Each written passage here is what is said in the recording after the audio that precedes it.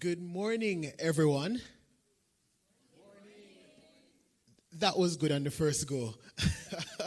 I'm Roger Danvers. I have the absolute pleasure of joining you this morning for this very important special meeting of the Vision 2030 Jamaica Thematic Working Group.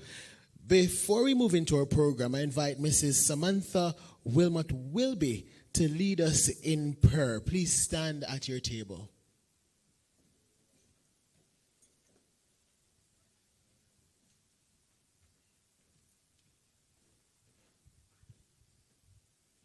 Let us pray. Heavenly and most righteous Father, we come before you first and foremost to give you all the thanks and praise. Lord, you're such a good God, and you know it's right of us to begin our prayers giving thanks for all that you have done. Lord, all that we have seen thus far and those that we have not yet seen. Lord, we want to say thank you in advance. Lord, we're gathered here today and we don't take it for granted. Getting from point A to point B is a blessing. And so, Lord, we just want to say thank you for that as well. And we also pray for journeying mercies for those who are still on their way, those who are making their way to work or whatever it is that their destination is. Lord, we want to pray for journeying mercies. Lord, as we gather to do the country's business, Lord, and to discuss specifically the youth sector, Lord, I pray that you may touch our brain cells, that, our discussion will be fruitful, that the presentations will be, very satisfying to the mind, and it will also fuel future discussions for us ahead. Lord, I pray for our country, Jamaica, that as we recover and we make efforts to build back stronger, that you will be in the midst of it all. Lord, these and other mercies we ask in your wonderful, mighty name. Amen. Thank you. You may be seated. So welcome again to everyone joining us in person and those joining us online. So we are very happy to have you here with us today for this special meeting. And today's meeting is especially important as we focus on youth leadership, resilience, and recovery in the wake of Hurricane Melissa. How many of you know someone that has been adversely affected by Hurricane Melissa? Yes. And how many of you like scrolling on social media and sometimes you have to stop because you're just overwhelmed by the destruction and tragedy? How many of you? Yeah, it's real. It's real. My heart goes out for many Jamaicans who are suffering. So this morning's program will be rich because we're looking at that resilience, and we're also going to be having timely presentations, interactive activities, and a play therapy demonstration, very interesting, and meaningful discussions. And of course, when you have a forum like this, what do the audience look forward to the most besides the refreshment? The prizes and surprises. And I look forward to the entertainment too. So we're going to have a special entertainment that you don't know who's coming, but let me tell you, it's going to be pretty good. So you should really stay tuned, those who are watching online, for that rich engagement. But before we begin, some of you who are watching online, maybe hearing about the Youth Thematic Working Group for the first time, and we call it the UTYG, because we're young and we're nice, and Right. So the Youth TYG had its first meeting on, and by the way, I'd encourage you to listen, those in the audience and those online, listen, because this information might prove helpful a little later in the day. All right? So, the first meeting of the TYG group was October 19, 2023. October 19, 2023. And it is a team of different partners and organizations that work together to support Vision 2030 Jamaica. Our goal is to help Jamaica's youth play an active role in building the country, guided by the National Youth Policy. The group, of course, is chaired by the Ministry of Education, Skills, Youth and Information, and the Planning Institute of Jamaica, PIOJ, serves as the secretariat. So, once again, welcome and thank you for being a part of this important conversation today. It is now my pleasure to introduce the gentleman who steers the ship at the Planning Institute of Jamaica. He is the Director General, Dr. Wayne Henry. Please make him welcome.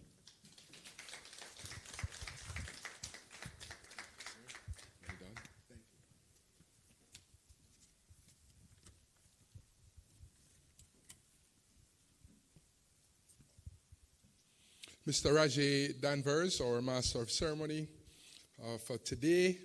Ms. Yannick Williams, Senior Director in the Youth and Adolescents Policy Division of the Ministry of Education, Skills, Youth and Information. Chair of the Youth Thematic Working Group, TWG, Ms. Leanne Walker, Youth and Policy Analyst in the Youth and Adolescent Policy Division of the Ministry, and co-chair of the Vision 2030 Jamaica Youth, TWG, Ms. Michelle Edwards, Senior Director, Mitigation, Planning and Research, Office of Disaster Preparedness and Emergency Management, ODPEM, Ms. Keisha Tomlinson, President, National Association of Play Therapy, Jamaica, Mrs. Nadine Brown, Director, Sustainable Development at the Planning Institute of Jamaica, members of the Vision 2030 Jamaica Youth, TWG, youth leaders, drivers and innovators, parents, teachers, community leaders and other guardians and protectors, local, regional and international development partners, other interested persons who have joined us virtually as well as in person. Good morning. Good morning. Yes, that's not so bad, but you always say it twice for some reason. Good morning. Good morning. There's an old church. You know, we lost a lot of historic churches in Melissa.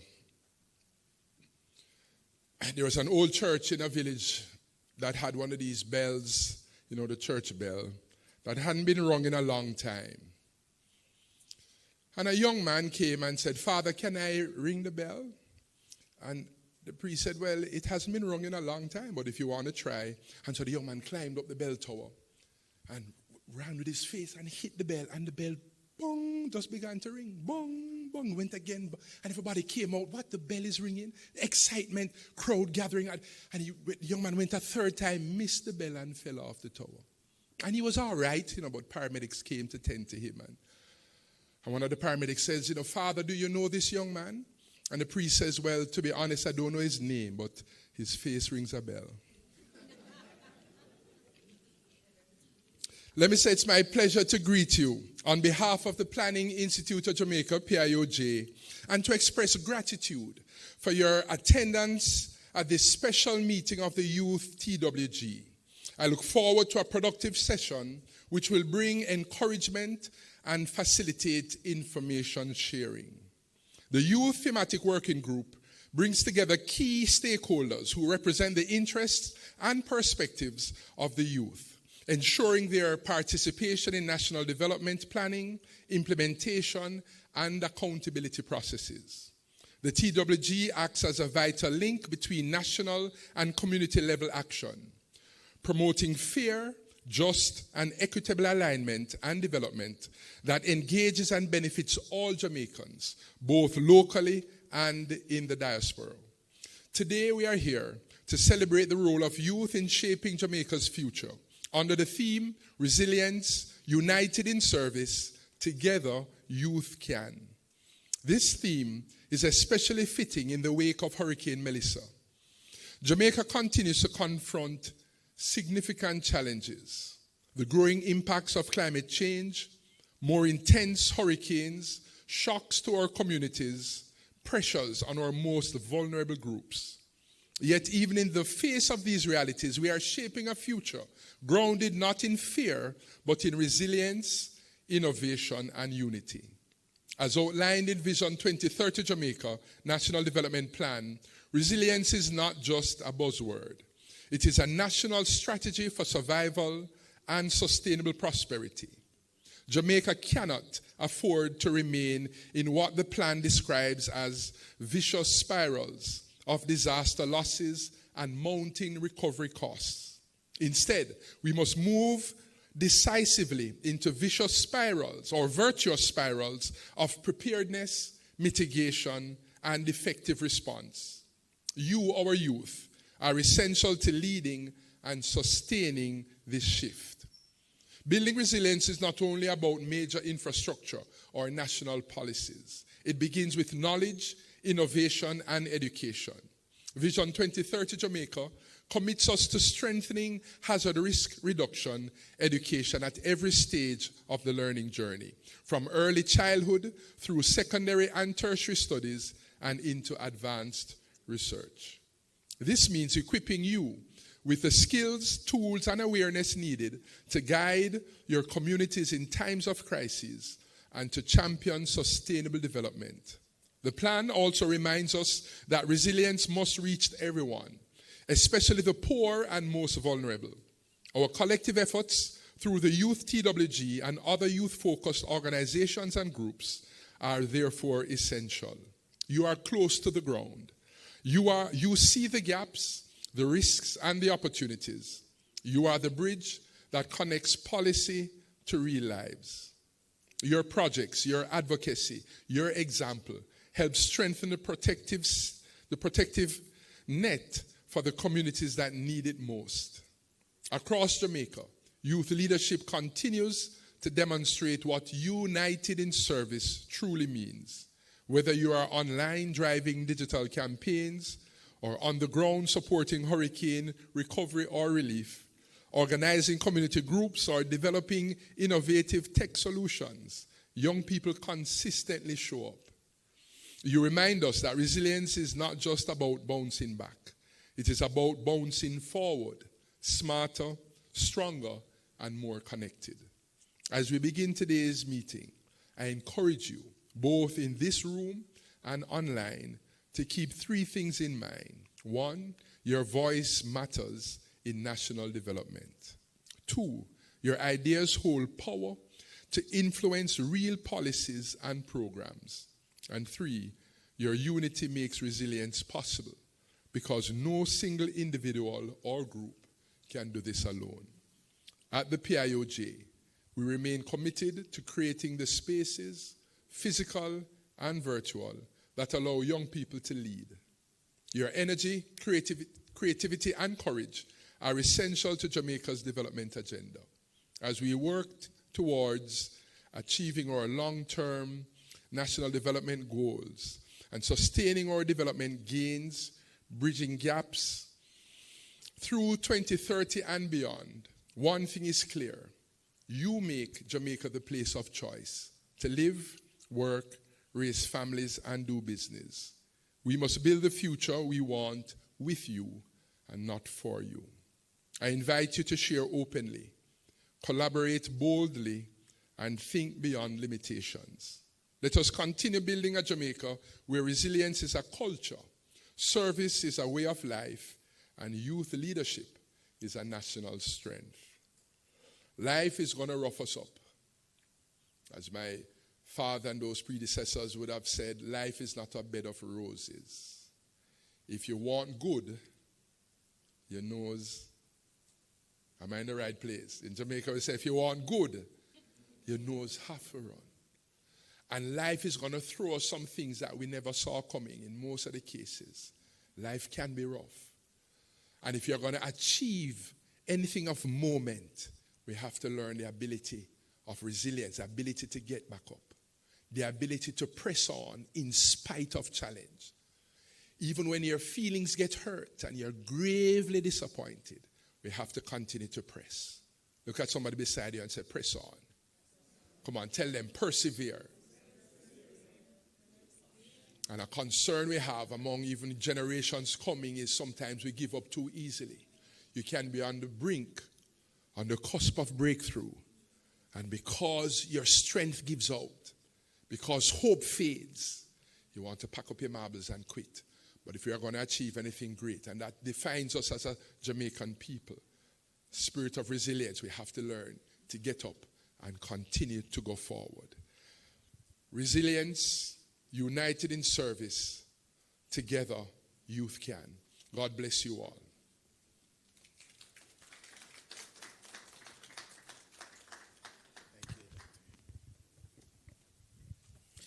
You know, it takes an expert to deliver a joke in 60 seconds.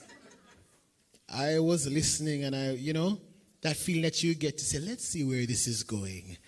But that face ringing a bell, truly connected. Thank you, Dr. Henry, for those powerful and insightful words.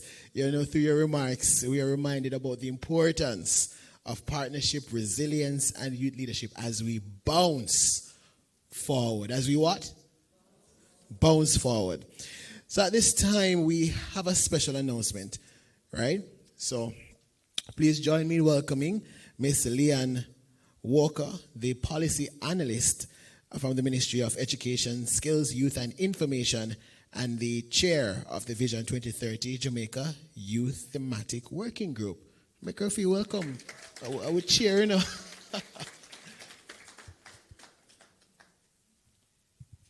Thank you, Mr. Danvers.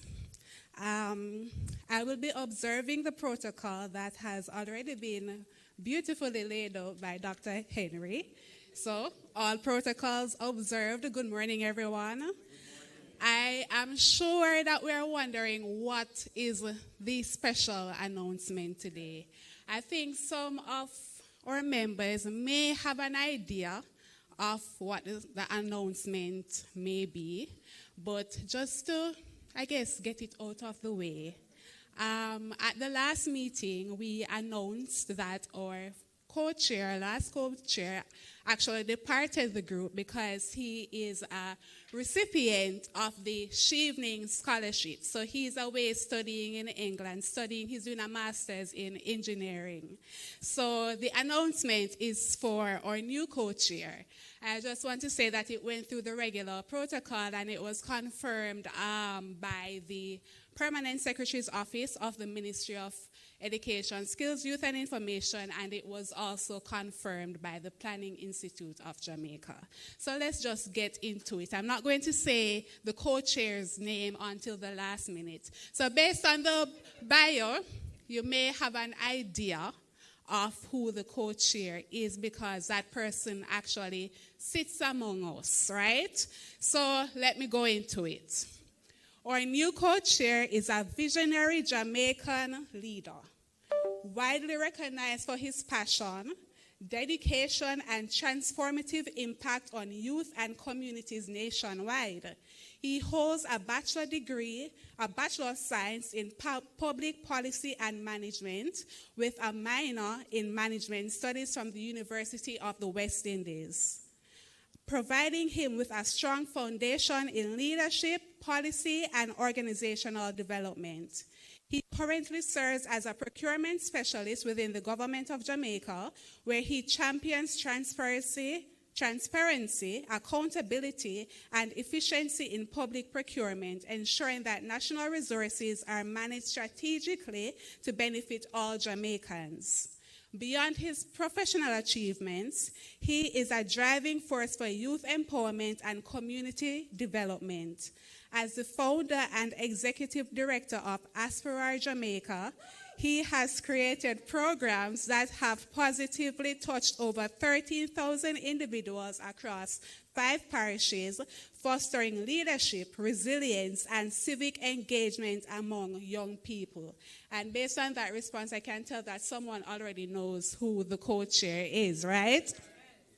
So his role as first deputy chairman of the National Youth Council of Jamaica, one of our programs within the Youth and Adolescents Policy Division, I have to say, allows him to advocate for policies and programs that equip the nation's youth with the skills, opportunities, and mindset to become proactive, responsible leaders. Our new co-chair also contributes to national and local development initiatives as a member of the Manchester Parish Development Committee, bringing strategic insight, practical experience, and a youth-focused perspective to shaping policies and programs. His extraordinary contributions have earned him national recognition and regional recognition as well, some of which include the Prime Minister's National Youth Award for Excellence in Nation Building. He's a recent recipient of the last Prime Minister's National Youth Awards. Also, the Ignite Caribbean 30 Under 30, he's also an awardee. The Eternal Father Awards, more specifically the Marcus Garvey Award for Community Leadership and Community Hero. And he's also been awarded for the Loop News Jamaica Labor Day Hero. Renowned for his visionary leadership, unwavering commitment to service, and ability to inspire and mobilize youth. He embodies the qualities of the ideal national youth leader. Through his work, he continues to empower young Jamaicans, strengthen communities, and contribute to building a stronger, more prosperous, and inclusive Jamaica. So I just want to say now, it is my honor to welcome our new co-chair of the Vision 2030 Jamaica Youth Thematic Working Group, Mr. Jerome Hansen. Sir, please stand. So Jerome has been with us for a few years, and so when the opportunity came up, he was first speak. So I just want to say that you will hear from him later on in the program when we go into part 2, as you see on the agenda. So congratulations, Jerome. It is well deserved.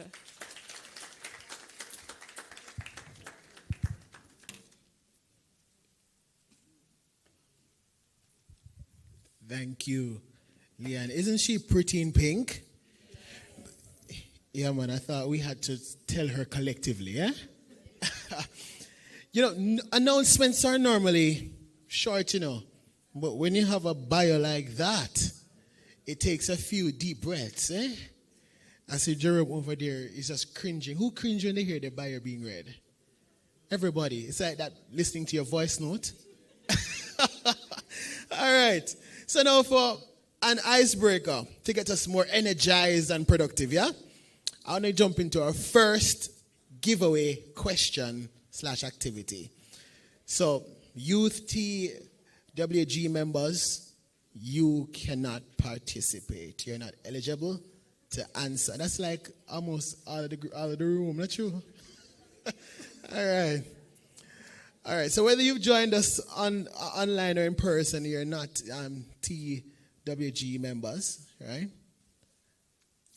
And for our online participants, your questions will be posted on our social media platforms at vision2030.ja, on Instagram at vision2030ja, and on Facebook after the live stream. So you'll get your questions. So for those in the room, right?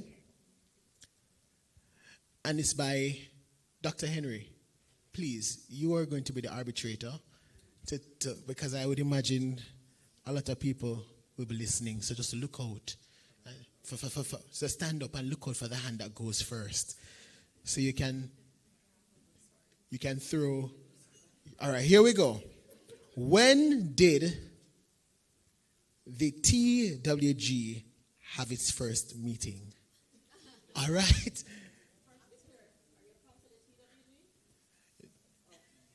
No, she is? You are? She's not. What's your name? Tracy Williams. Which group are you from? Aspera. Oh. Aspera, Jamaica. Yes, tell me the answer.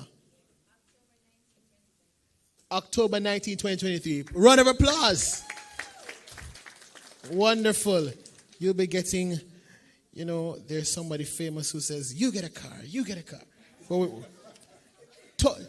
Toy car. A joke. But Samantha will make that presentation. Please come up.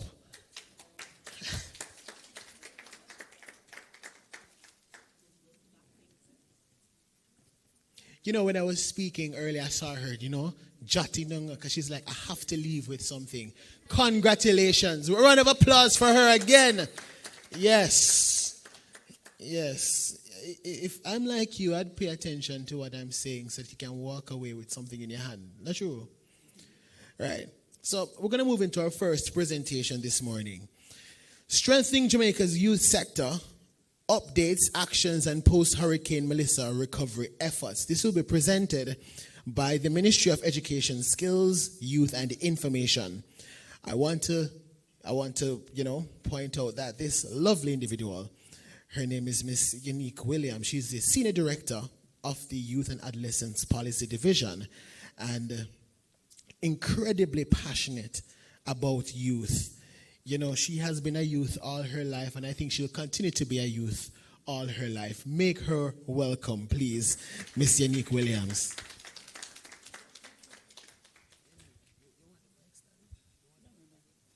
Thank you, Mr. Danvers, the charmer of all charmers. There's a special feeling I get when I come into these spaces and see my young people. And I'm proud to say my young people, not because I'm seasoned and mature, because we know that these young people are direct beneficiaries of the youth development sector. And it reminds us that all is not lost. The future of Jamaica really looks good. Mr. Danvers wears many hats. When I entered this morning and I realized that he was a moderator, I asked, what are you representing, who are you representing? He was just technical working group and he was being modest. I'm proud of you as a beneficiary of the youth division and the youth sector. Dr. Wayne Henry, Director General, Planning Institute of Jamaica. Mrs. Peja Brian Lee, Program Director, Vision 2030, Jamaica Secretariat. Mrs. Samantha Wilmot Wilby, Localization and Stakeholder Engagement Coordinator, Vision 2030. Ms. Leanne Walker, Chair of the Technical Working Group and Policy Analyst in the Youth and Adolescents Policy Division. Mr. Jerome Hanson, Co-Chair of the Technical Working Group. Man that wear many hats as well, and congratulations on your recent appointment, a part of the Youth Advisory Council of Jamaica. All right? You added on to the many accolades that Leon highlighted. Congratulations. We have Ms. Keisha Tomlinson, President, National Association Play Therapy, and Mrs. Nadine Brown, Director, Sustainable Development, PIOJ. I have my own team members from the Youth and Adolescents Policy Division of the Ministry of Education, Skills, Youth and Information. And I see my partner in development, Dr. Timar, from the Planning Institute as well, from the Planning Division in the Ministry.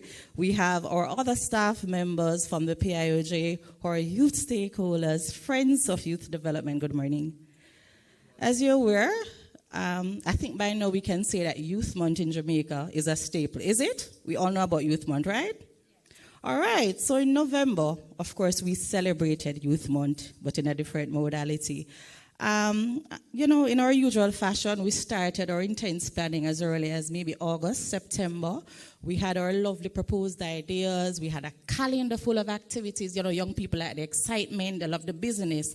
And I want to also pause to acknowledge the coordinators of the technical working group who quickly pivoted after the aftermath of Hurricane Melissa. One of the lovely proposed activities we had was a youth stakeholders forum. And we started to plan. We were engaged in intense planning like everything else. And what you see here is a manifestation of how creative we are, innovative. We pivoted to have this conversation. So a big up to the team from PIOJ led by Mrs. Wilby and Leanne Walker, Peja, and the team. We really quickly pivoted to have the special technical working group meeting. So we had a slate of activities. We have the likes of the National Youth Parliament. I know National Youth Council of Jamaica proposed their lovely in-residence annual general meeting. We were thinking about Global Night. We were thinking about going to our remote spaces to have the Panda Corner, to have our mobile YSCs. But little did we know that a little Melissa was on us. When Melissa fell on the 28th, I think for one, and the team here can support, it took me a minute to really, accept what was really happening. But I was rather impressed to see how organic youth development really has become and how seamless these youth leaders have been in the space where you have a National Secondary Student Council, DG, you have a National Youth Council of Jamaica, you have the Court of Youth Parliament that really weren't all that affected because they didn't get to sit in Parliament, mock the parliamentary system, for want of a better word. But we're really willing to advocate for themselves, get international partnerships, NGOs to help to support the national relief efforts. It took the division a minute because everybody was looking at us, how are we going to respond? And this brought me back to COVID. In COVID, when COVID happened, everybody else kind of was taken aback, and we were called as creatives to find a solution and have a response. And so we navigated everything to an online modality, and it happened. And we had such an impactful youth month nonetheless. It was same in this modality. What we did as a youth division, as a ministry, was, and I speak and represent the youth sector, we quickly pivoted to support the national relief efforts. So whatever our youth leaders were doing, we were there amplifying that. And what we wanted to do is not just to go in communities, because it was ceremonial, we wanted a moment on social media. We wanted to go in communities where young people were, where people were untouched and underserved. And so we took on 6 relief interventions across communities. I underestimated it when we went on the first one. It was sort of an assessment. And I said, we can go down. But we realized we're doing 3 days per week. So we were going into St. Anne on Monday, going into St. Elizabeth on Wednesday. It took a toll on us. But when we went there, we were reminded as to why we are the tycoons in the industry of youth development. We were just impressed in terms of how resilient our people were. We didn't necessarily go only to distribute care packages, but I know this is really the forte of the PIOJ, but we wanted to get information from young people. How are you affected? How can we support you? Youth development is not one-off, and it's not just a conversation. And so we're very deliberate in basically talking to young people. We have an intervention that we call Panda Corner. And Panda Corner, P-A-N-D-I-C-O-R, Panda Corner is where we reach young people where they are in their organic spaces, talk to them. Where are you? Especially those of our NEET youth. We know who our NEET youth are? Lisa? We know our NEET youth. All right. Especially those of our NEET youth, we basically have conversations with them. What are you doing? What are your inclinations? What are you interested in? What are the aspirations? And we see how we can engage those young people. What we didn't realize that those relief interventions gave us the opportunity to have those Panda Corners where we log. Simone had a tablet and she was going around with some youth volunteers collecting information. How can we support you going forward? And though Youth Month did not mirror the creative, fancy modality that we were accustomed to, we were able to make serious impact in terms of how we can refer some of these young people to formal education opportunities, formal training opportunities, and also connect the dots with our youth empowerment officers across Jamaica and our youth innovation centers. I want to just name a couple of the communities that we were able to impact. So we went to Trelawney, we went to Woodgrove, Litchfield, we went to Hanover, Kingsvale, Cocoon, Blenheim. I'm not sure if the pronunciation is on point, DJ, you can correct me for this one, Blenheim. St. James went to Pitford, Granville, St. Elizabeth went to Springfield, Pisgah, St. Anne we did Liberty Valley, Shooters Hill, Summerhill. And we had our lovely partner on.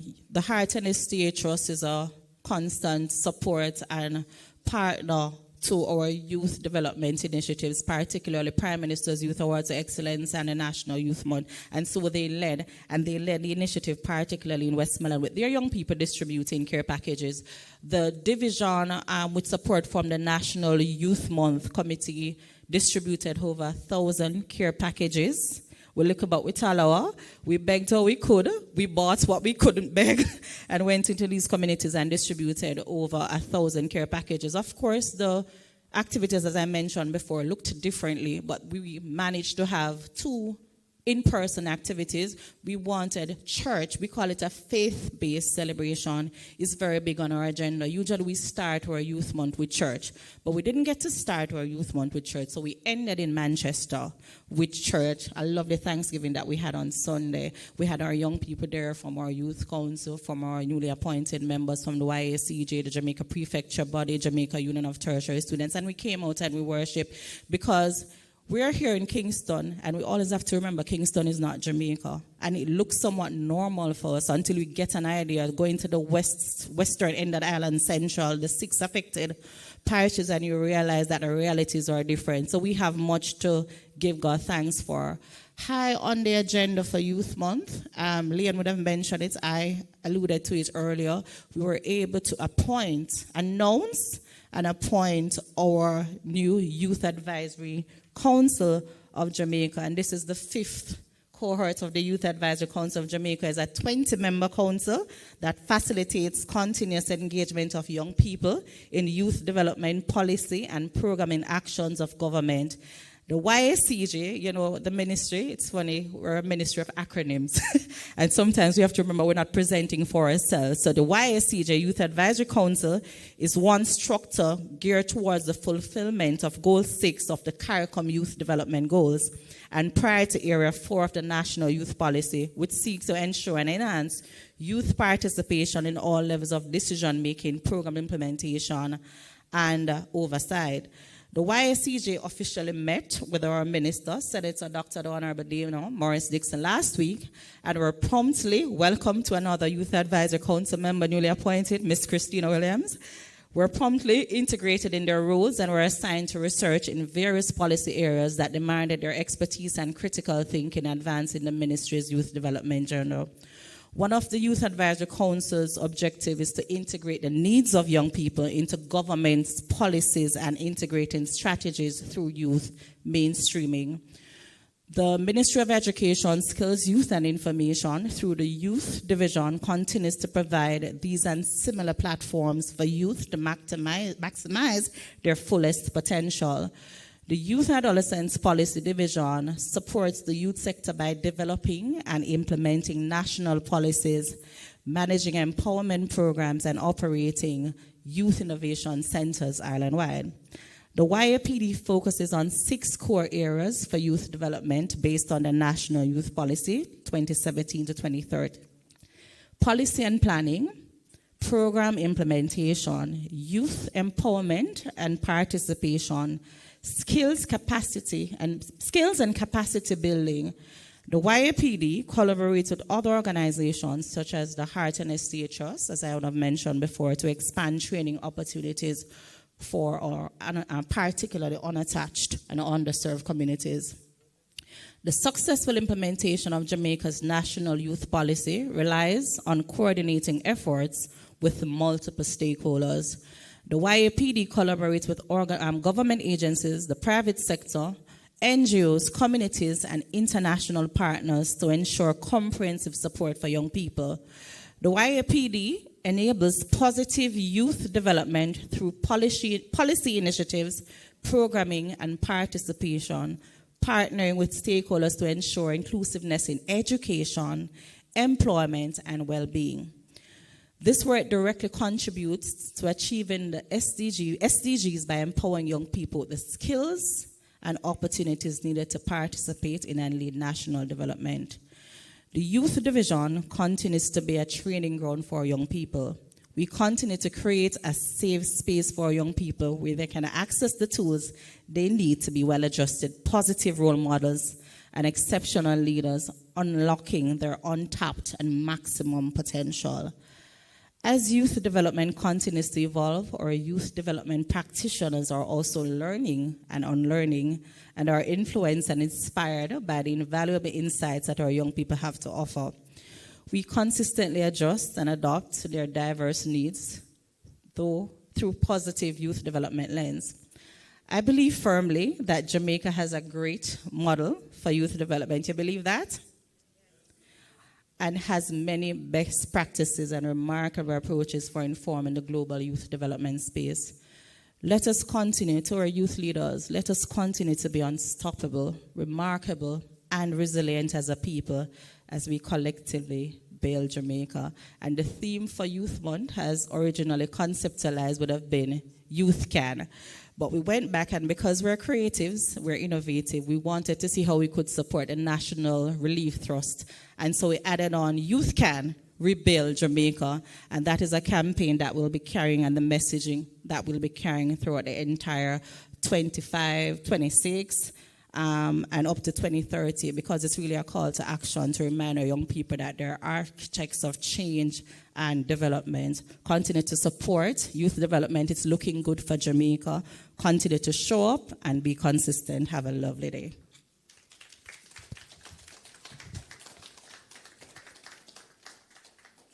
Rebuild Jamaica. There's a video. Thanks, Ian. Go ahead. 2, 3. You can rebuild Jamaica.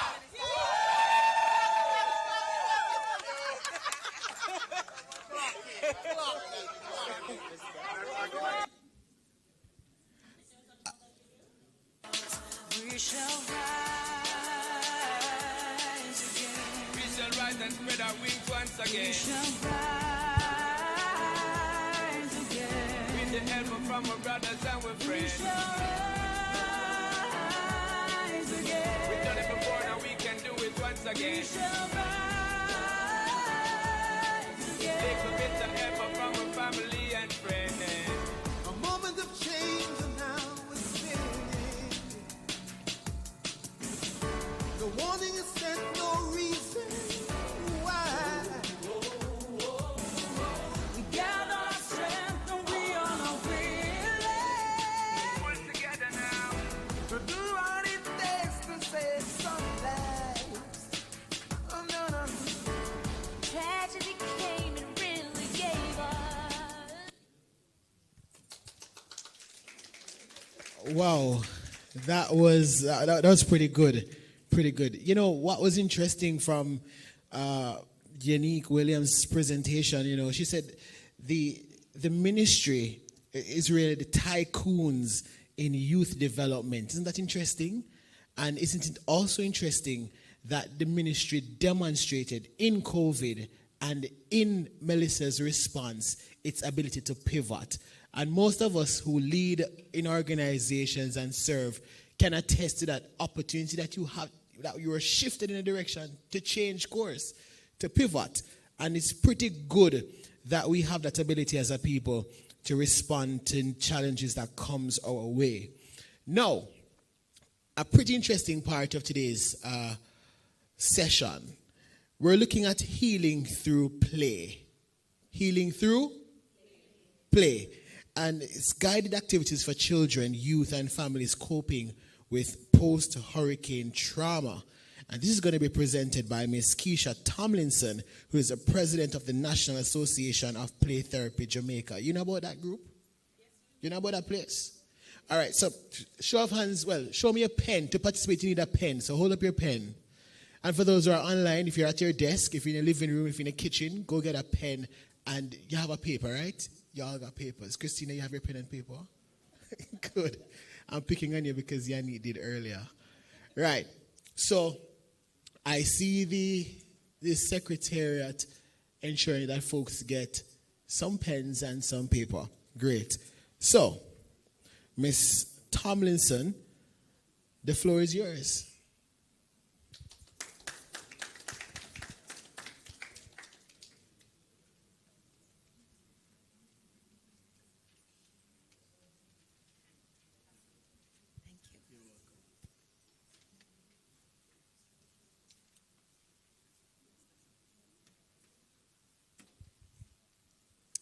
Good morning, everyone. All protocols observed. Good morning to those in the room and those joining us online. Thank you for being here today. So today's my task to explore with you how play can support children, youth, and families in the recovery process after the hurricane. Now, as the National Association of Play Therapy, our mission is to promote play as a bridge to healing, safety, and resilience.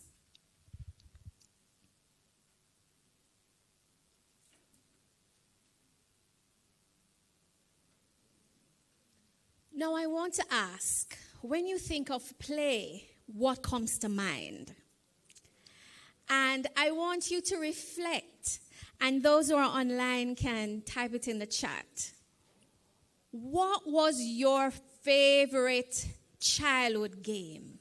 I want to hear from you. What was your favorite childhood game? What were the feelings and thoughts that went through your mind when you were playing that game? Who taught you how to play that game?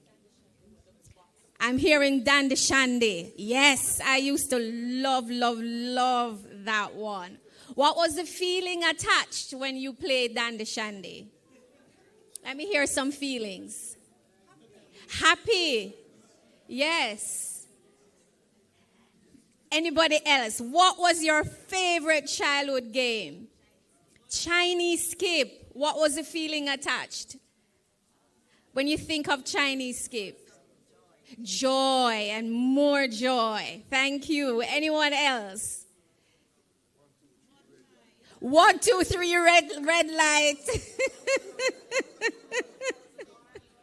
What was the feeling attached for you? Fun and more fun, right? And I hear another game in the center.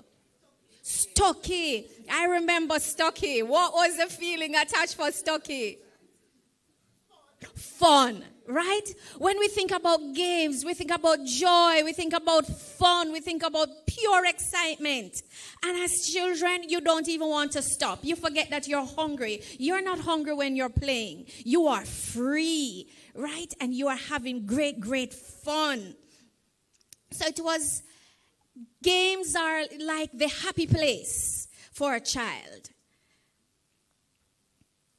Now, play, as was mentioned earlier, create that happy place. It releases endorphins, those happy, emotions. It's about creativity. It's about spontaneity. It's about freedom. And for us as practitioners, play is used as a therapeutic modality. So you have what is called a play therapist, and you have therapeutic play practitioner. And for those two professions, the main objective in the use of play has a therapeutic goal.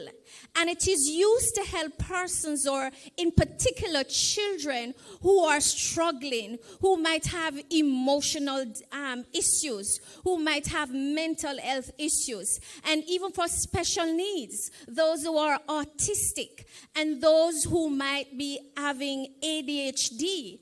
And what play does, play allows children to use that opportunity to express themselves. They don't need words when you are playing.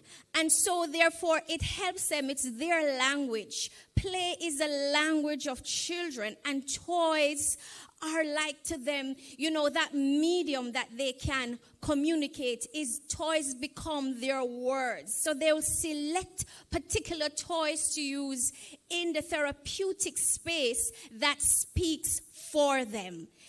Play allows children to understand and to process what's happening around them. Unlike adults who will sit and talk for hours, children don't have that vocabulary to express themselves. And therefore, they use that to communicate and to understand and process what might be happening around them. And if you observe children, they might go to school and something happens. And they have teddy bears and dolls, and they come home and you see them talking to the doll as the teacher and disciplining the doll and asking for homework. They are processing what happened at school today in a way that they can understand. Now, we are going to play this morning. And so, I want you to take out your paper and your pens. And if you have a pencil, that's fine. Pencil or pen. And this activity, we're not going to cheat. Raise your hands, those in the room who are honest people. Raise your hands for me if you're an honest person. Excellent. Excellent. Very good. So we will have no cheating this morning. And I want you to close your eyes. That's the first instruction. And remember, we are not cheaters. So we're going to keep those eyes closed. And then I want you to draw a big circle on your paper with your eyes closed. A big circle.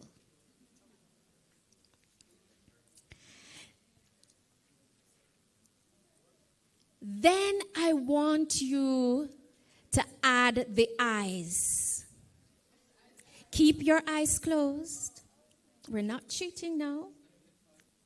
Then I want you to add the nose.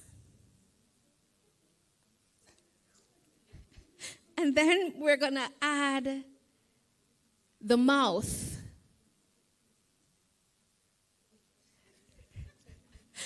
And then we're going to add the ears.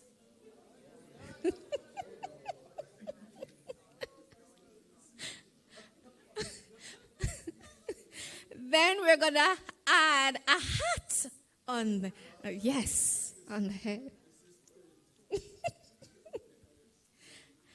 And then we're going to add the neck.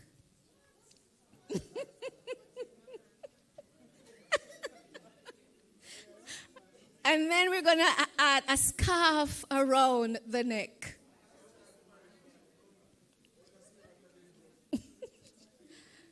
Very good. Now I want you to open your eyes and look at your beautiful creation and show the person next to you.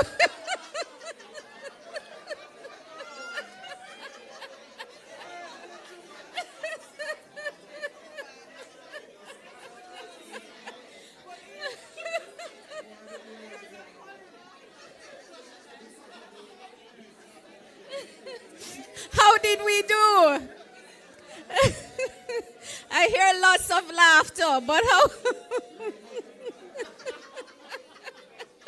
Did it make sense? Are we seeing a face? Are we seeing the hat on the head? Do we have a neck? Were we able to create that neck? Do we have the scarf? Very good. Now, the question is, how did that make you feel? Fun in the end or fun doing it? What other feeling did we have? It made you relax. But when you look on the drawing, what are you seeing? Is everything in alignment? Are the eyes in the right place? No. I am looking at a drawing and I see the mouth is way off, like it's about to drop off the face. Oh my. and I'm seeing the neck not really connected very well. And the scarf is on the floor, not around the neck, almost as if the person can't see, And in the same way, when we think about the hurricane, it was as if we lost our balance. Just like you, the children experienced some strong emotion. And there was a lot of disruption and chaos, especially in parts that were badly affected by the hurricane. And as adults, we experienced shock, fear, anxiety, that sense of helplessness and confusion. Everything seemed, chaotic. Children also have these feelings as well, just like us. They experience fear, separation and loss, grief, numbness, regression. Certain things that they used to do, all of a sudden they're not able to do that anymore. Having nightmares, wetting themselves, being very anxious. And so, why play? That's the question. And why play after a crisis? We play because if we don't play, we will pay. If you can't laugh, if you're not able to move your body because trauma is stored in the body. So if we can't move our bodies, if we can't play, if we can't laugh, if we can't relax, then we're going to pay. And who are we going to pay? The doctors. We're going to be running to the doctors for medication, for stress, for pain in the back of our neck, headache, tension, headache, shoulders, you name it, anxiety, can't sleep at night. But if we are able to play and play as a family, some of you, you may be able to remember those times you used to play as a family. And it was a way of connecting at a deeper level. Because in this setting, mommy and I are like on the same page. Right? I'm not being judged. I am free. I can lead. And everybody seemed calm and happy. And I have the confidence to express myself more and more freely. And certain things that children would not normally say, somehow during this play moment, they're able to get into those deeper things with you. And so, we play before the crisis and we play after a crisis. And as a family, you play together to help create that balance. One of the things that happened after the hurricane is that we feel unbalanced. We're trying to find our footing or grounding once again. And somehow play can help to ground us again. It helps in regaining that sense of safety for the children. It helps in releasing overwhelming emotions, in rebuilding our problem-solving skills, and in connecting with one another once again, restoring hope.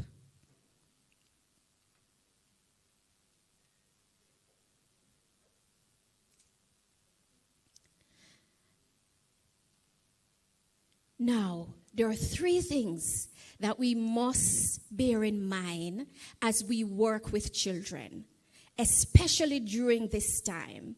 And I know there are youth workers in the audience and online. One of the first things as you go out and you're working and engaging these children, one of the first things you want to secure is safety. You want to check to make sure that the environment is safe, that persons are physically safe and are emotionally secure. You want to check in. How are you feeling? Right? What is happening? How are you feeling today? So physical safety and emotional safety. You want to ensure that at first. Then another thing that is important is structure. We want to get back to our routine. Right? Towards, the structure that is predictable routine to help children regulate their nervous system once again. Remember, if you are doing something and it's unpredictable, what happened? How do you feel? Anxious. Because you don't know what is going to happen. You feel fearful, uncertain. But if you know that when you get up at 8, you go to school, at 2:30 school ends, you come home, and then we have homework time, family time, dinner time, and bedtime, then there is a routine. Right? And so your body now will respond normally. Right? And as we wrap up, another thing that is important is expression. And so it is important for us to create the opportunity for children to express themselves. Express themselves through various creative forms. Right? So you support children during this time by providing those opportunities through music, creative expression. Through music, you engage them in sports, storytelling, and just playing. Remember, we started off with the ring games. Even ring games, board games, whatever little activity that would enjoy joy and pleasure and fun. You want to engage the children during this time in those activities that will help them to regulate their nervous system, that will help them to relax, that will help them to feel safe once again. And for us, it's important for us to play. If we don't play, then we will pay. Thank you so much.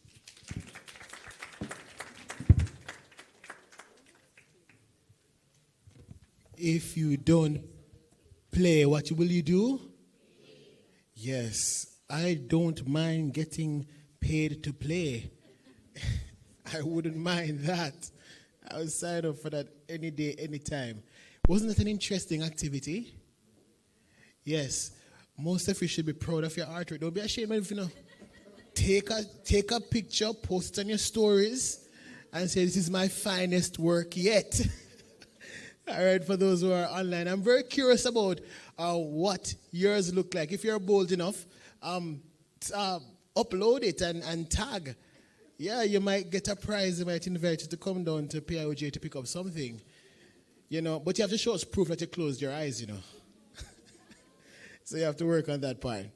We're moving swiftly, and we're moving to the part of understanding the damage and loss and how this information aids Jamaica's recovery efforts.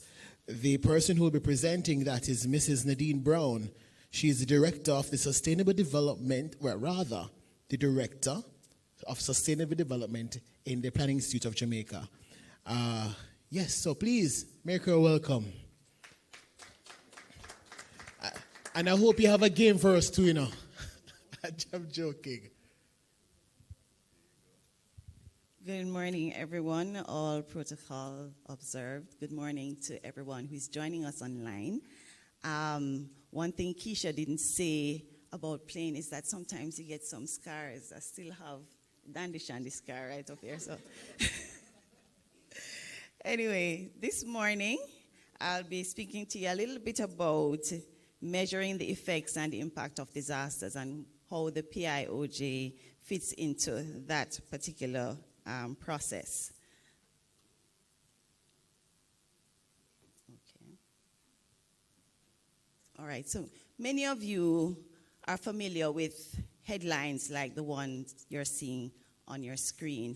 After any given disaster, what we often see is the cost of the disaster on particular sectors, whether it be infrastructure, whether it be on housing, roads, whatever the sector may cover.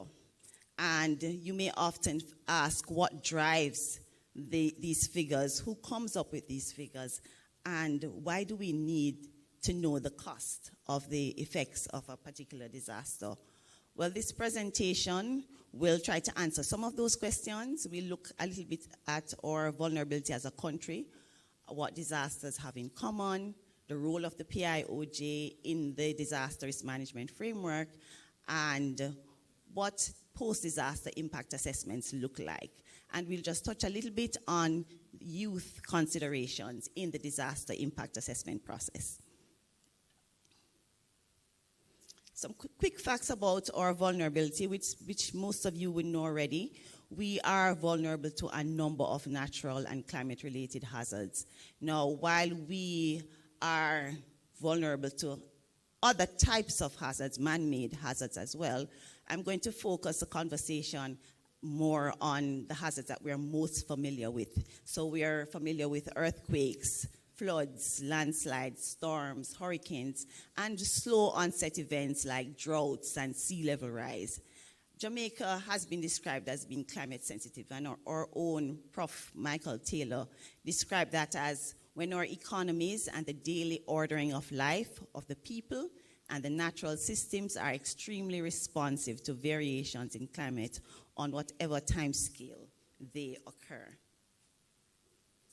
What makes us climate sensitive? Just where we're located. We're in the Atlantic hurricane belt. Since 1940, we have had over 60 storms and hurricanes.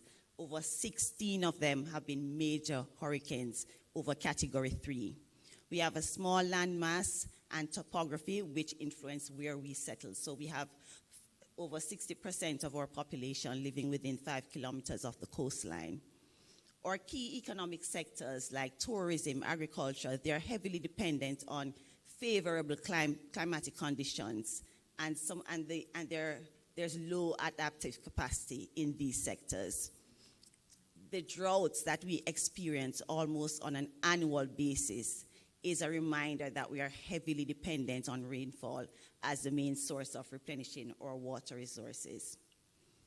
And although we are exposed to different types of hazards, the disasters that they cause have three things in common. They have effects, so that's damage to physical assets and loss or change in economic flows, and I'll speak about this a little bit more. They also impact our macroeconomy, the health of our economy, and most importantly, the quality of human life and the effects on livelihoods. They also have a recovery cost of reconstruction, cost of restoration and rehabilitation. And we would hope that in the recovery, we focus on building back better or building with resilience. So just a quick coverage of what damage and loss is. So damage really looks at the effects the disaster has on the assets of each sector, the physical assets, whether it is your building, your roads, or your machinery. Loss, on the other hand, looks at what is the value of the goods that are no longer produced or the services that's no longer produced. So when your tourism sector is down, you lose revenue from tourists not coming in, purchasing items, etc. The hotels lose. Additional cost is what you have to put in place just in order to tide you over until you are restored or until you have reconstructed whatever has been lost. So in the case of our hospitals, if you have to set up a field hospital, that's the additional cost. In the case of our schools, if we have to rent a particular building in order to have classes, that's additional cost. So all of that is considered when we're assessing loss and damage. And how does the PIOJ fit into all of this? You may be asking. Let's go back to our National Disaster Risk Management Council, or framework.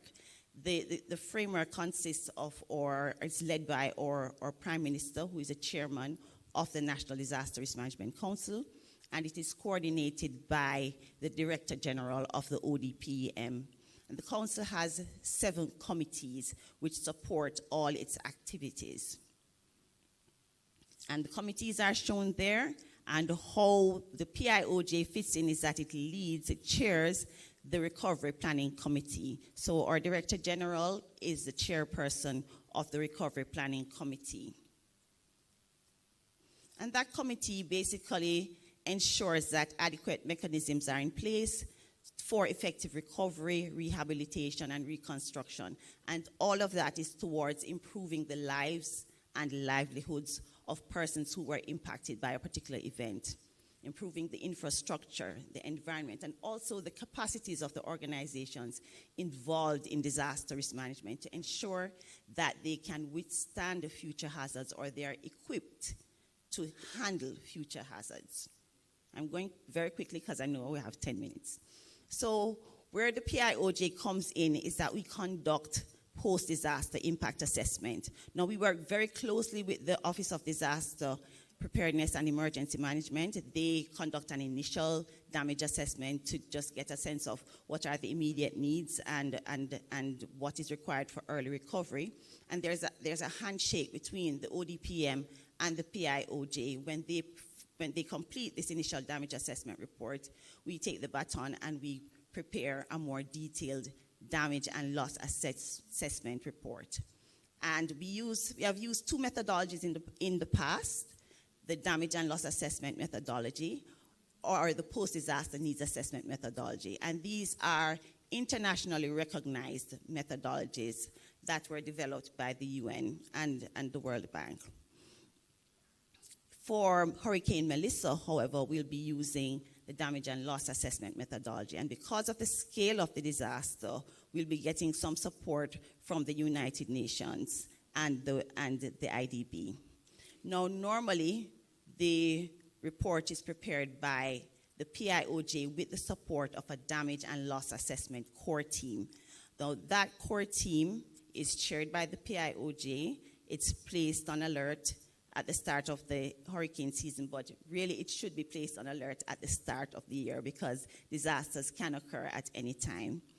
It comprises representatives from various ministries, departments, and agencies, including the private sector and or utility companies. And we basically, whenever there's a disaster event, These various sector representatives are responsible for collating the information on damage, loss, additional cost related to each sector. So they prepare sector reports that's submitted to the PIOJ, and we compile a larger report, including a section that looks at the macroeconomic impact of the disaster, and we basically provide the government with a cost, an overall cost of the event and the impact on GDP. So the Institute pulls this information together and submits the report to the Ministry of Finance and the public sector with a cabinet submission, and that is submitted to cabinet. So what have these reports, how do they support the recovery efforts? We have used it to quantify the social and financial recovery needs associated with a particular disaster, and we try to emphasize building back better. We use it to identify whether there are resources within the country or international resources that we can access to support our recovery efforts. We also use it to design and implement resilience building projects.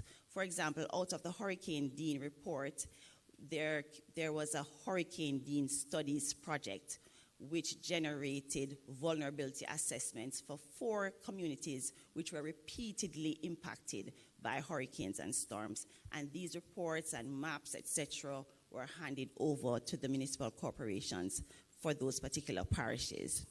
We have used it to support the preparation of policies and plans, and one very important policy is the National Natural Disaster Risk Financing Policy. And we have also used it to define government priorities of intervention by geographic area, sectors, and population groups. And I'll speak a little bit about the youth shortly. And this is just a quick overview of the estimated impact of natural disasters as a share of GDP over a number of years from 2000 to 2024. And I guess by the time we put burial up there, it will supersede all of what you're seeing there now. Over the last 24 years, we have had over $194 billion in loss and damage, or 1.3% of GDP. So you heard DG spoke to it.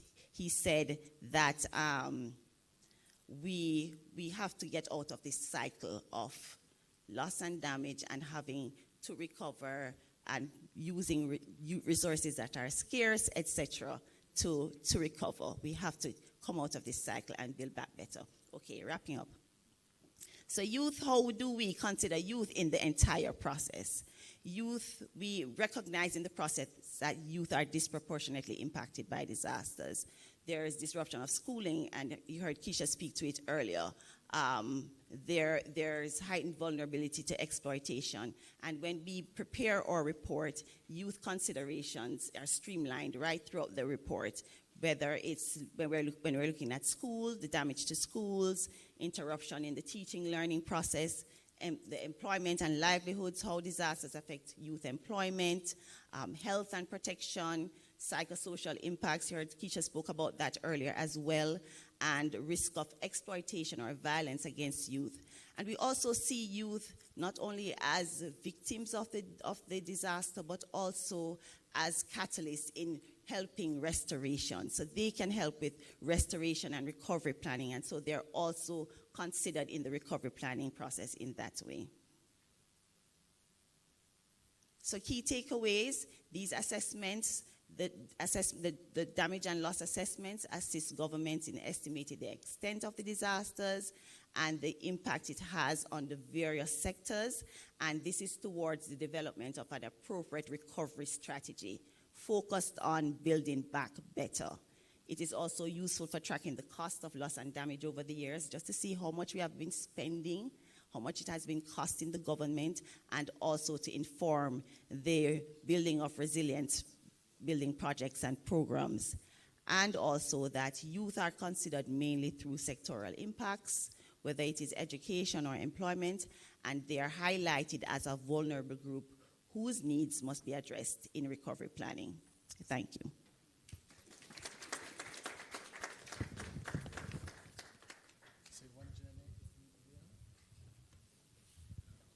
194 billion. I wonder what we could do with all that money as a country today. Wow, that's a lot of money. So, here's another icebreaker for you with another question. All right, just reminding those who are online that you can participate, and your questions will be posted via the platforms, Instagram and Facebook, at vision2030.ja. So, which committee of the National Disaster Risk Management Council does the PIOJ chair? Which committee? Oh, Dr. Henry, remember, you have to, right. You're appointed until the duration of this. And by the way, you can't put it in ChatGPT. Again, which committee of the National Disaster Risk Management Council does the PIOJ chair? All right? Yes. A round of applause. What's the name? Trudy Banton. Which organization are you? Panton. Representing the homeschool community. Congratulations. Come forward for your prize. Yes. Please. I want you to tell me how you knew that. What gave it away? Because majority of the room was like, I don't know that. I must say, where am get that from? She take good notes, huh? Another round of applause for Miss Panton. Thank you, Mrs. Wilby, for making that presentation. All right. I hear that if that one goes quickly, I can do another one. I'm allowed to, yes. So, here's the other question now. Here's the other question. Here we go. After a stressful event, like a hurricane, you following? What is one way play can help children? Okay, I saw your hand first. Around the back. Yes, come. Oh, no, man, at the back. At the, yes.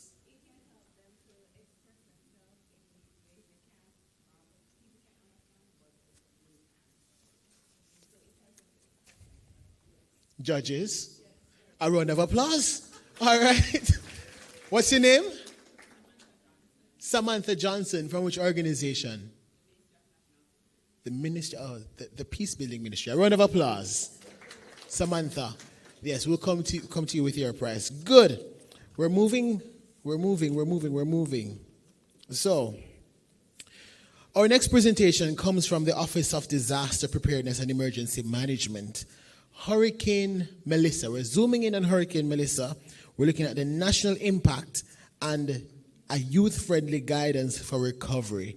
This will be done, presented by Miss Michelle Edwards, who's a senior director with responsibility for mitigation, planning, and research from ODPEM. Please make her welcome.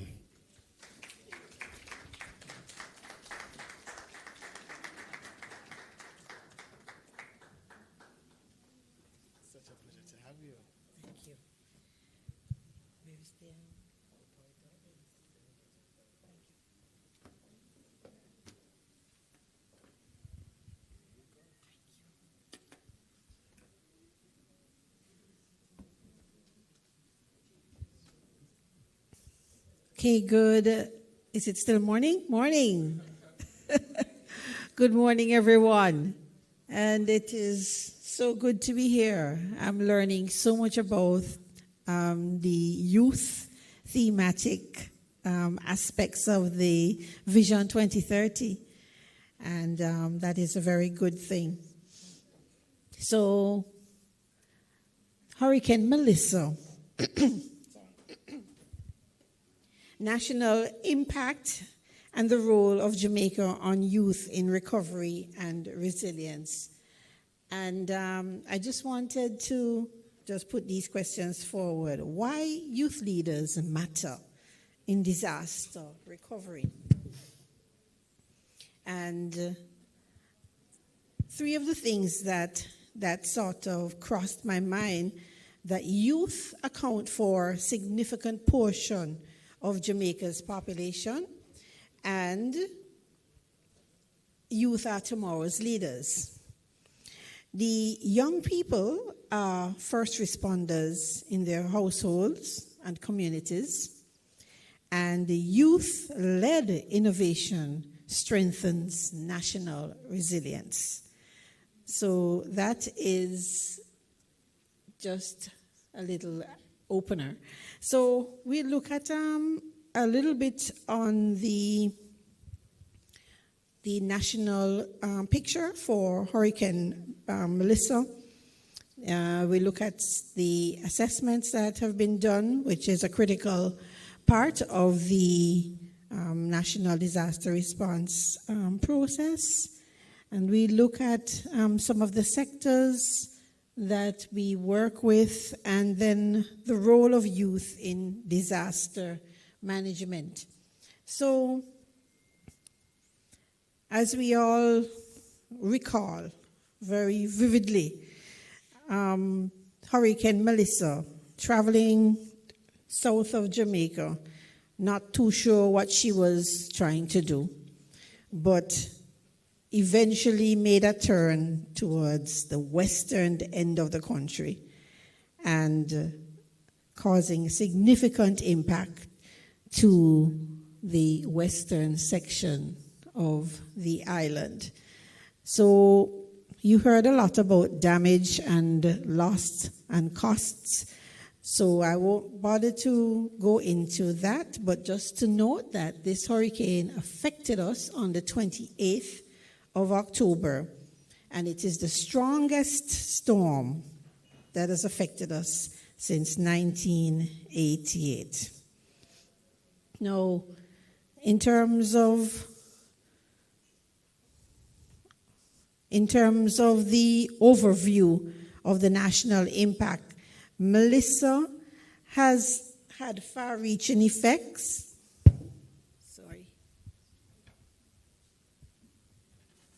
Has had far-reaching effects and impacts across Jamaica, affecting communities, infrastructure, livelihoods, and critical services.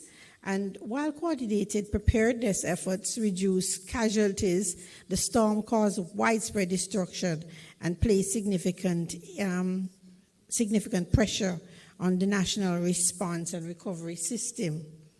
Now, based on the track of the storm, and that is the red line in the middle of this diagram here, if I can use this pointer properly. Okay. We have it coming across the western section of the island. And incidentally, one of the things that struck me was that we heard that Melissa made landfall at a place called New Hope. I don't know. So maybe that's a nice challenge for the youth. New Hope. Okay. All right. So these are the parishes that were significantly impacted. You have the deep red, the worst impacted parishes at St. Elizabeth and Westmoreland. And then you have Hanover, St. James, and Trelawney, a little lighter red, and then St. Anne, which is in yellow.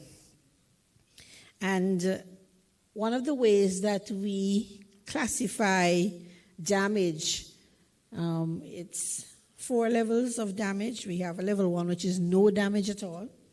And then we have level 2, which is minor damage, level 3, which is major damage, and level 4, which is totally destroyed.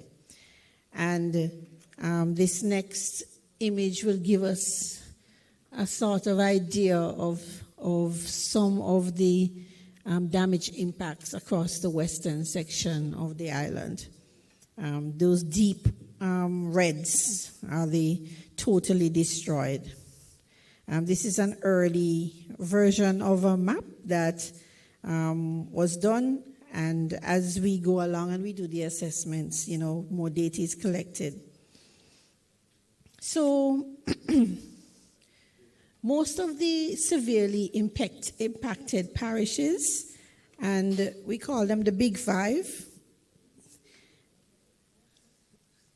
And so here we have some images of sandy ground in St. Elizabeth. And you have severe roof damage, infrastructure damage, and destruction. Down trees in this area. We have, I think this is Black River Hospital, which is totally destroyed. I think this is also Black River as well, where we have total destruction.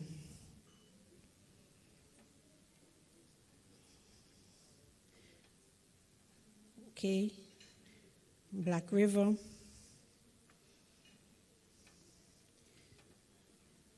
And then this one is in Savlamar. So there are several images of damage as we go through. These are images across Western Jamaica. So just to give you an idea of what the actual damage looks like for those who haven't been out there as yet. So that's just a quick snapshot of how the damage looks. In this picture, we have Hanover up in the top. We have Bogue St. James in the middle. We have John's Hall and St. James on the far right. And then on the bottom, we have Cambridge in St. James. We have Trelawney in the middle and Irwin St. James at the far left. So these are some of the images of the impacts. Now, I just wanted to pull out this slide just to highlight that how the assessments are done, the damage assessment. So where you see the photographs and the lines to various locations on the map, that is depicting the damage at that particular location. And then, of course, how the assessments are done. We have persons that would go out and map this information, pick up the information by geotagging. I have 1 minute left. Oh, dear.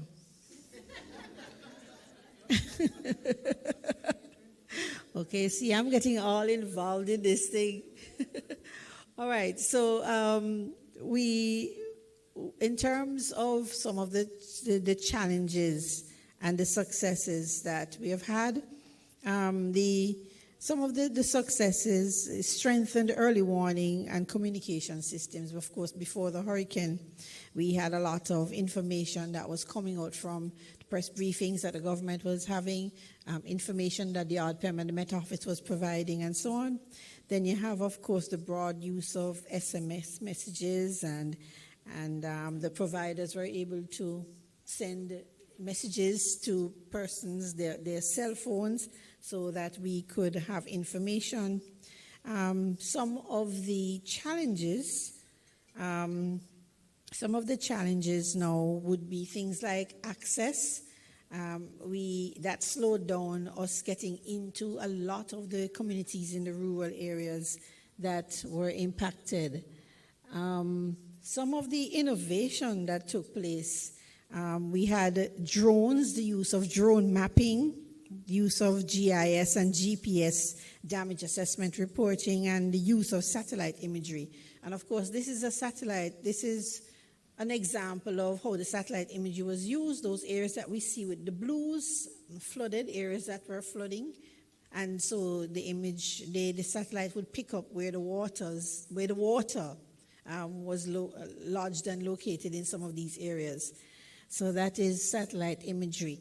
And one of the innovations that I wanted to talk about, and I know that young people would probably love this, it's called Chat Map. Anybody ever heard about it? So it is your WhatsApp, and you can pick up the location where you're standing, and then you take a photograph, and then once you carry that back to your office or wherever, you can put that on a map. And so you have the location mapped and you have a photograph.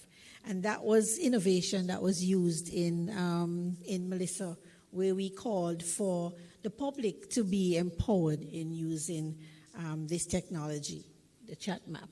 All right, I'm going to skip these. Well, these just to show you some of the sectors that we're working with, especially in recovery, to bring things back to some kind of stabilization.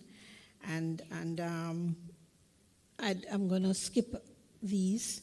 So what are we doing now? And I just wanted to show where we are.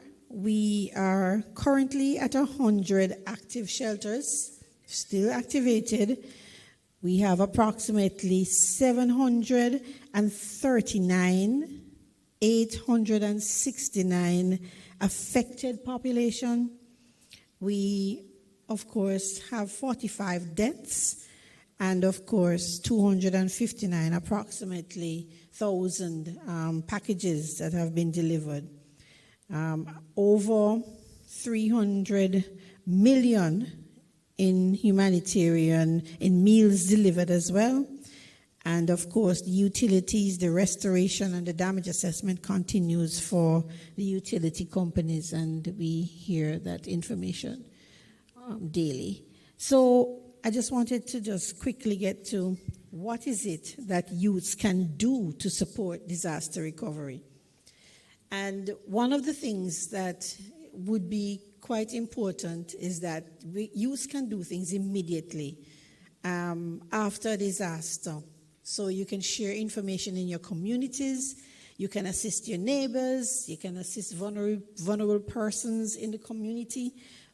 Some communities would have disaster plans, and so in those plans they would know who are the vulnerable persons, where they live, and so persons can be, of course, tasked to support. You can volunteer in terms of supporting evacuation, shelter setup, needs assessment. We can also support the national recovery effort, so youths can volunteer with the Red Cross, national government organizations, school clubs, and we have a lot of that. And we can help to map community risks and assets. We can support distribution and of relief supplies, and of course engaged in community needs assessment and surveys. Now, one of the things that was spoken about already was the psychosocial concerns when we have a disaster. And I know that everybody's artwork can be sold for at least $500,000. That was done today.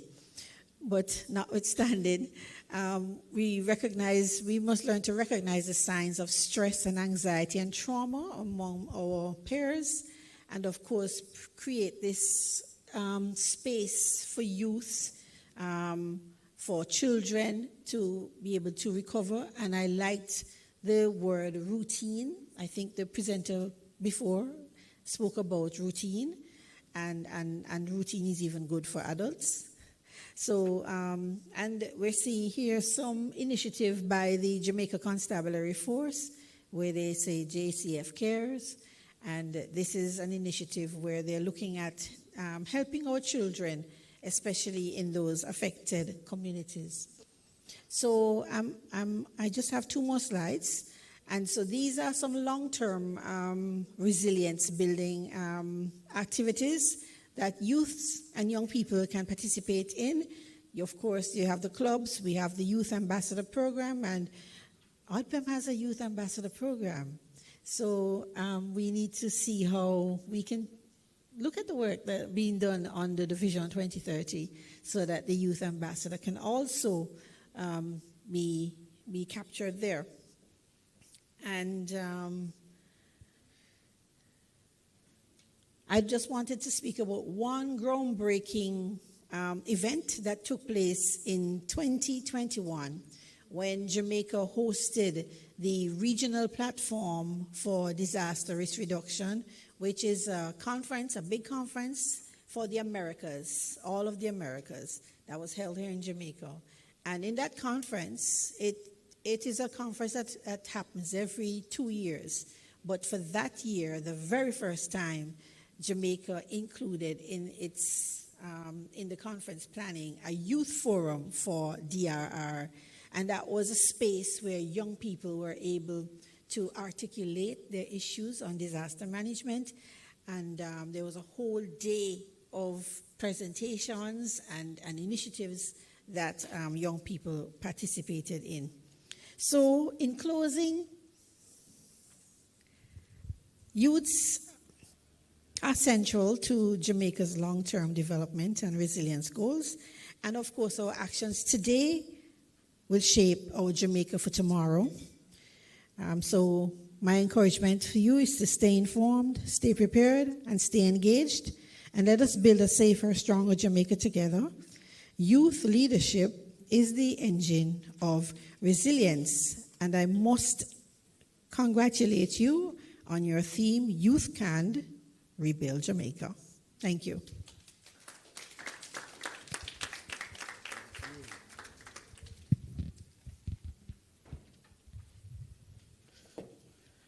Thank you, Pem, for showing us the real numbers and showing your coordinating role and encouraging Jamaica's young people, through this platform to get involved in the process of recovery.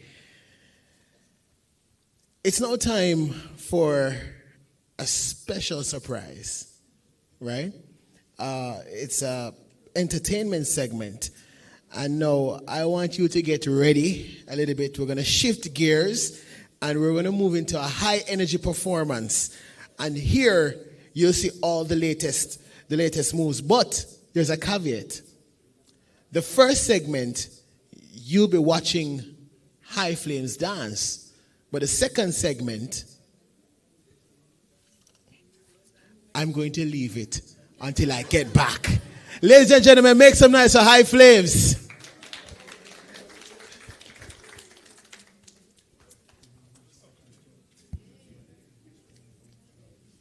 Now keep it going, keep it going, keep it going. Keep it going, man. Thank you.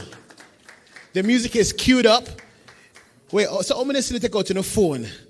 You have to get this on TikTok. You have to go on live. But wait until I hear time. I want to see if Dr. Henry know how to, Don't get me started. My team will tell you, I'll embarrass you all, right? Dr. Henry, we're not talking about your dance moves, We're talking about our dance moves. I see. I like that. We're talking about fling and... Wait, is fling there? No, that's a long time. Dash. Yeah, we're not talking about Miss Carrie go bring come. We're not talking about it. Skia. We're talking about our type of music, No, mental, no, not Yannick era. We know the song I say, no, not Yannick era. We're talking about take it easy, I will do. Remember, you're a youth for life. High Flames ready? They're queued up. Dr. Henry says the young people don't know about bubbling. But I have you know that every time we think we've gotten enough, Ding Dong comes with something new again.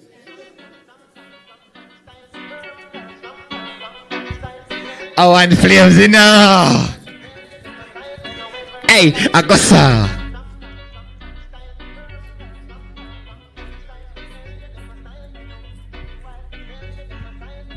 Hey, I'm Mr. Come, me selector, play the selection. Me wanna still a morning. Hey, bend up your right hand, swing it on the left hand. I'm gonna kick off the ball like me Sam. Boss a rock, show me a jest of the rock, ya make ya. You know, see it say a kaka run it down, a kaka mash it up, a kaka make it dance, and a kaka make it bust. So swing your hand, so we go, bust a dance, get you rock. Hey, show them up at me say rock. No wall fatty she a dance. Move your feet like you a slide pan a gas. All me granny she a dance. If you want see grandpa, just give me. And me say come me selector play the selection. Me want dance till I'm morning. Hey, bend up your right hand, swing it on the left hand. I'm gonna kick off it. Boss a rock car show me touch the next one. Touch the next one for me. I want flames in now. Go so. Go so. I'm going to teach you that one here now. Forward. I'm going to teach you that one here. Ah, flames rock. Go so. Go so. Go so. Go so. Flames rock have to take over. Nova Scotia.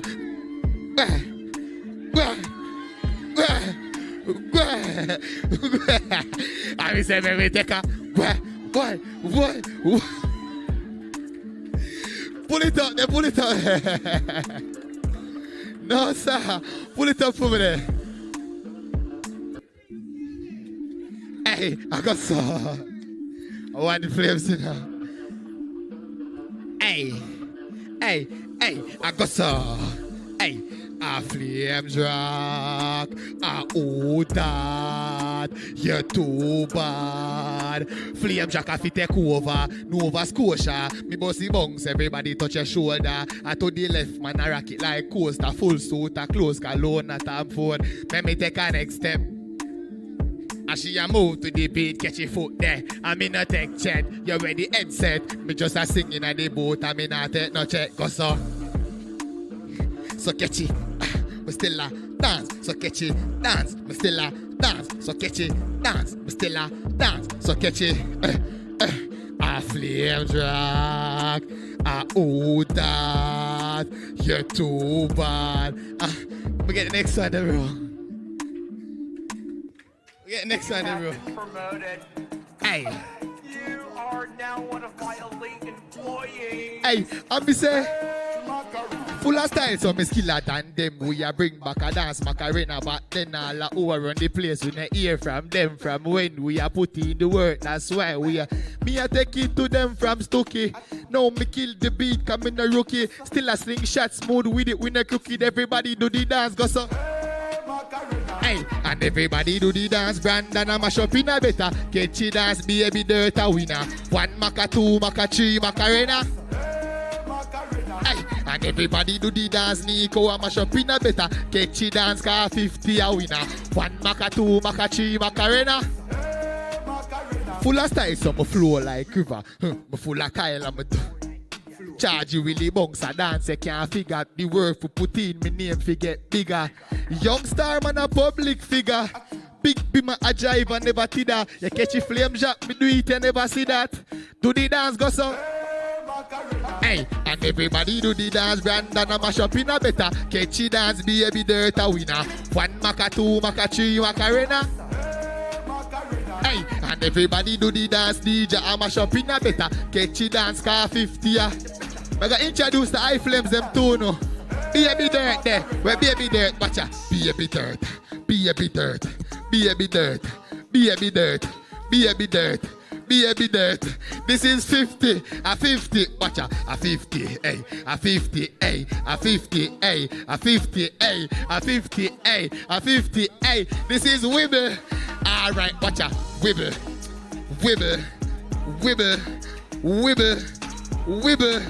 Wibble, wibble, and this is ding, watcha. I ding this, I ding this, I ding this, I ding this, I ding this, I ding this. Wait, this is DJ, a DJ, watcha, a DJ, a DJ, a DJ, a DJ, a DJ, a DJ. Touch the next one, bro.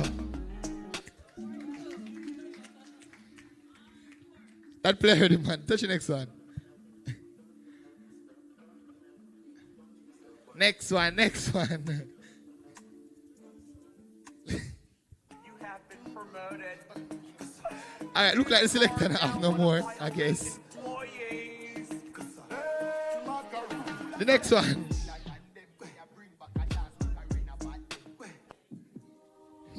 That is it. I want flames in now. Watch the vibes when we bring us up. Turn it up. Watch the jam, mash it up. That style you go stay so them curry up. If you can't catch it, dance up, you hurry up. Huh? Hurry up, huh? That dance you too bad, the bet you can't catch this bet, say ya. Purple jeans, I beat it authentic. Stepping at the beast, a GLE. So catch his style where the whole of them want do. High flames a lead when I ask you. Baby dirt I call you. Beat them, teach you, make ya. Cut your hand like a pananac. Yo, catch 50 and a clap. Better say we slingshot pan another chop. Because so, world dance. Them a follow now, watch his style. Tapping eyes. Yo, dirt just poppy Kyle. Party now, don't turn now. Watch the vibes when me bring us up. Turn it up. Oh, watch DJ mash it up. That style you go stay so them curry up. If you can't catch it, dance up, you hurry up. Huh? Hurry up, huh? That dance are too bad, the bet you can't catch this. Bet say your girl, I watch me like Netflix. Purple jeans, I beat it authentic. Stepping at the. So catch his style where the whole of them want do. High flames are lead me now. Beat them. Next one. Yeah.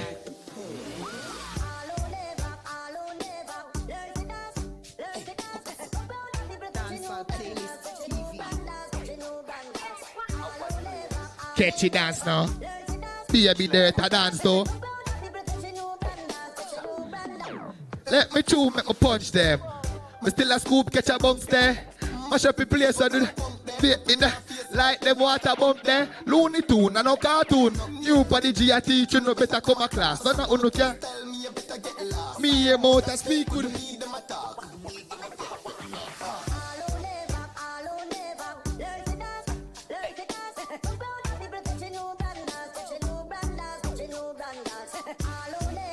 Catch you dance now. A DJ dance too. Hey, give me the next one there quick. Alright. That one I name Gorilla Bunks. Gorilla Bunks. Gorilla Bunks. Gorilla Bunks. The dancer is and the moody. The dancer is fresh and the moody. Hey, credit card you use it. Boy, Gorilla Bunks are the new it. I'm gonna know when I respond to low Gucci. Hey, I'm gonna funny say can't use me. Boy, so don't call me. Hey, I'm a biggest target. the dancer name Gorilla Bunks. Alright then, Gorilla Bunks. Gorilla Bunks. Gorilla Bunks. Gorilla Bunks. Gorilla Bunks. Gorilla Bunks. And everybody know a belly buster. A belly buster. A belly buster. A belly buster. A belly buster. A belly buster. A belly buster. And the brand new dance, so me a teach it. Gorilla Bunks take a girl pan a trail him. Yeah, make up your face of the reason. Just make up your foot, give me knee lift. Alright, slingshot. Slingshot. We have a new one. What that one on? Touch the next one there. One more. Get that crazy. Hey, I got some different style man I come here with. I over on the dancing that we govern it. Different style man I come here with. I'm not take no. Stepping at the. Alright then. I already dance name. Give me a little bit. Give me a little bit. Little bit. Give me a little bit. Little bit. Give me a little bit. Give me a little bit. Little bit. Give me a little bit. Little bit. Give me a little bit. Little bit. Give me. Hey, that is it. Big up on yourself. I want eye flavor. That wonderful, is it. Wonderful. A round of applause. A round of applause. Make sure you catch it, you know. Yo, listen to me. Yo, boy, DG. Hold on. There are some people on my program that should come up here. All right. There are some people on my program. May I invite Miss Yannick Williams? May I invite Mrs. Nadine Brown? May I invite Michelle Edwards? Yes, man. DG, you come to. I'm inviting Samantha. Samantha, come to. I'm handpicking. Madam, that answer the question. You come. Yes. National Council for Drug, you come. You come. You come. Come. It's a youth thematic working group. Young people, come, miss, come on, come. If you can represent, you come. Yes, no, both of you come. Christina, put on your laptop and come. Javon Keys, you come. You're all over your work. It's youth thematic working group. Yeah, man, we're doing the simple one. We want to show that the youth thematic group is working well. Carissa, you come. All right. Mitchell. Charlene, you come. Right. Mitchell, you come. We want to show Simone, Jerome, Leanne, you come. We want to show Jamaica that the young people are versatile. You need come. You can't lead young people and can't dance. Leanne, come, Leanne. Simone, come quickly. DG, I want you in the middle right here. DG, come in the middle right here. Yeah. We're going to do something for those who are at home. You have to catch this now. Watch out. What to Charlie? No, they can't lead young people and can't dance. Come, Mr. Mitchell, come. Quickly. All right. So you know. High face, come at the front right there, someone. Moe, give us the instruction. All right. Give it the instruction. So we're going to go left, and then we're going to go right. Yeah, left so and ready? Right. Yeah. Ready? All right. 5, 6. Hold on. Your teacher, which part the left there? Which left? Over there, so. Only that left there. That left there. And then over there, so. That right there. That right there. That right there. All right, so for the first time, ready now, teach me. Left, right. Yeah. Left, right. Left, yeah. Right. All right. Left. Show the next dance move right. now, so we learn the part there. All right. Down. All right. Teach me. Teach me. All right. So after this, what we do after that one then? Where you want to? No, teach me. You want fling? All right. That's the third one. All right. That's the third one. All right. All right.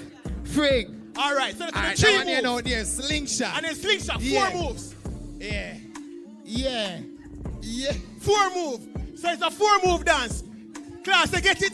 We're going to put it together now. Everything together now. So left. Yeah. Right. Yes. Left. Right. And then we're down there. And then we're down there. And then we're down there. Then we're going to fling now. One more fling again. Fling now. And then we're going to sling shot. Sling. All right, that was a practice. When you ready last time? Last time. You can't tell DG. You can't tell. All right.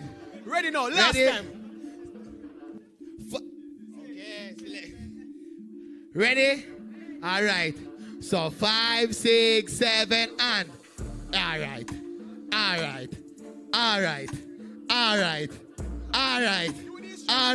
Ready? Down there now. Down there with it now. All right. We're going to fling now. Fling 2 times. All right. Ready? Fling. One more time. Fling. One more time again. Fling. We're going to sling shot now.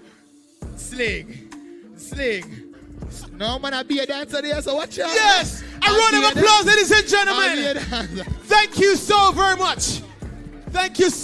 much. Wow. Listen. It's amazing how generations just, it's amazing how generations transcend. Wasn't that wonderful? Anybody who booked them forget a raise. Anybody who booked them a 100% salary increase. Yeah, man. Wonderful. This special meeting of the youth thematic working group was just wonderful. Can you imagine if we had a chance to do the event that we envisaged before Hurricane Melissa? Jamaica would have been in a problem. Maybe that would have been the hurricane. So, back to the formal. Listen to me, man. These young people must be drinking and eating, because after that, you don't need no gym. I'm trying to gather my breath. Jerome, how did you manage? Oh boy. And Yannick, I want you to send a memo to Charlene and Mr. Mitchell. Mr. Mitchell was there. Okay, was Simone there too? Because me no know only in a youth division and can dance. You're represented. She's not very well. Mr. Pinto is there. You know, I wanted, please let them know that when we're having this type of activity, we cannot be on the 17th floor. Weren't you nervous? I'm just like, well, at least Odd Pem there. Because I'm just like, they would have to prepare for that disaster and give us emergency management. But let me just come under here. All right. So, listen, wonderful. I want to invite our presenters and entertainers to the stage, and they'll be presented with tokens of appreciation. Now, Yannick can actually come for this one. Lord, send up our pressure. All right, Keisha. Wait, Keisha isn't here. She's left. Okay. Thank you for this. Well, Mrs. Nadine Brown.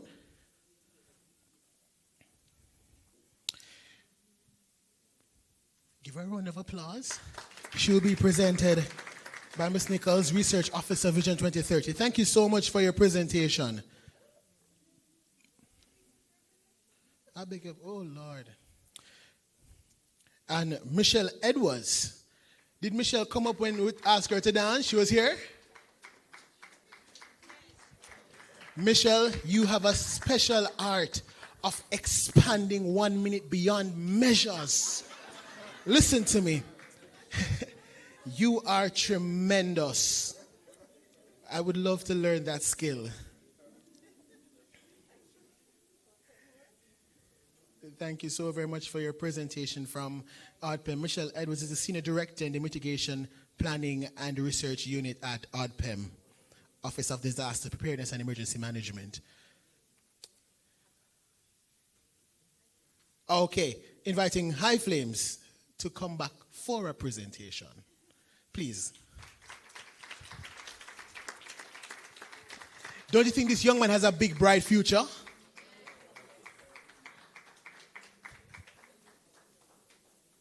Please, on this side. And your team, yes. Yeah, I forgot to stretch the gift, but...